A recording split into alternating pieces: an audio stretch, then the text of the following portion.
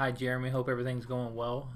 This is a very, very easy lesson for me, and I think it's going to make a lot of sense to you once I explain it. So, I noticed in you that you said in your email that you weren't happy about the way that P5 to P9 look, particularly the rotation of your body and how the club was kind of going around the corner there. But I want to start by just explaining a little bit of cause and effect. And so the gist of this is that you have a non-functional club face alignment. So you have a relatively strong grip in your setup with a very square club face.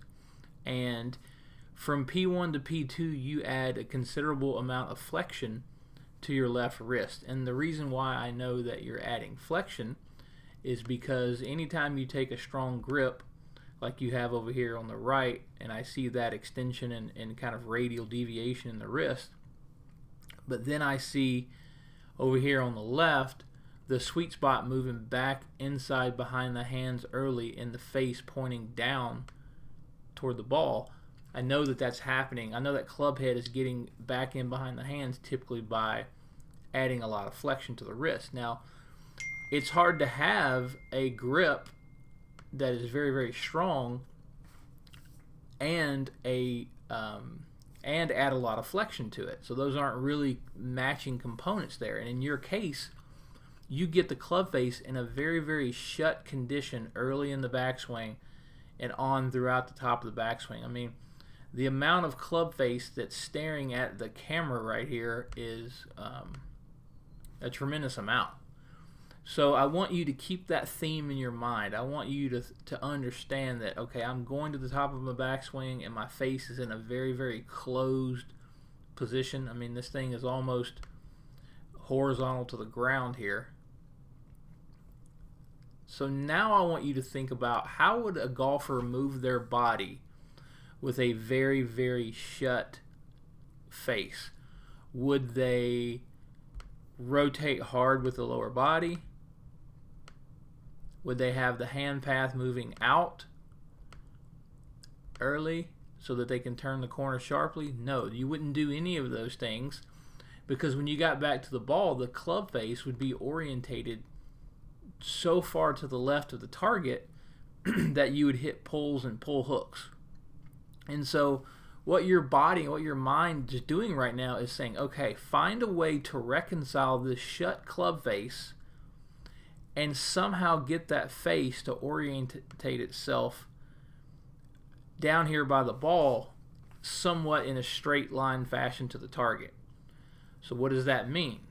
Well, that means that the golfer is going to tend to start having the hand path travel more down before it travels out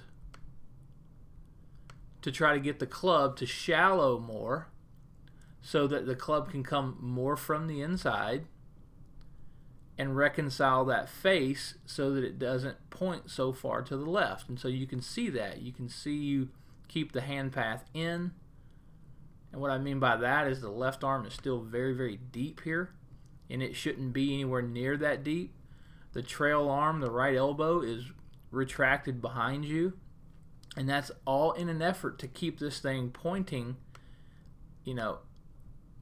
more out to the right late in the downswing. So everything that you're doing, and on this face-on view, what would we expect to see from a pressure pattern? Would we expect to see super dynamic rotation? No. We would expect to see sort of a lot of hip slide, keeping our back to the target, all in an effort to get that face to point more to the right and not hit pull hooks. So you can see that. There's just a big lateral hip slide. The arms pulled down to the inside.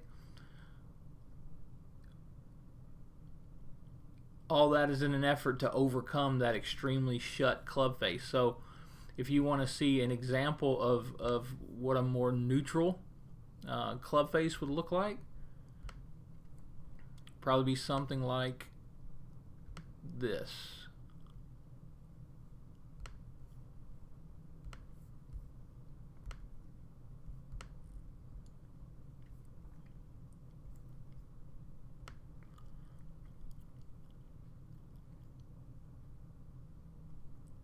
So again, there's a lot of early flexion to the wrist, face in a very closed condition. So two very different alignments right here. One, the golfer has more depth to the hand path on the right, the face is more neutral, there's a lot less flexion in the left wrist.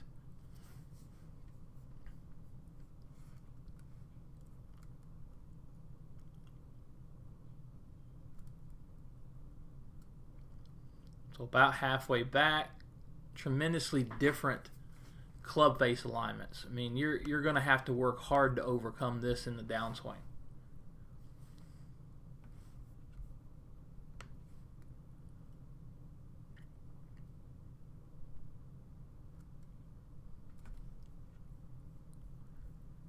So nearing the top of backswing.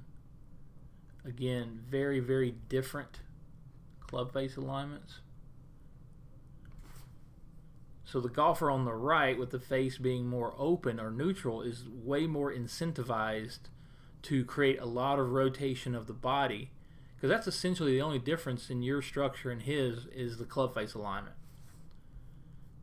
Let's look at early transition. Your hand path moves straight down, the left arm stays in.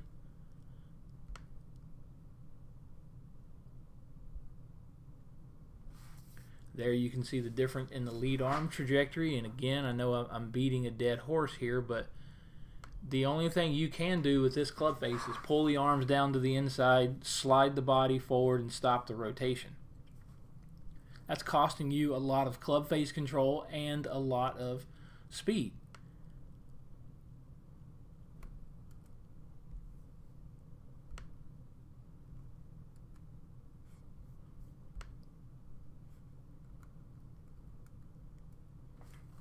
So you can see how he's much more lined up down here. Face is still a lot more open than yours. Body's way more rotated.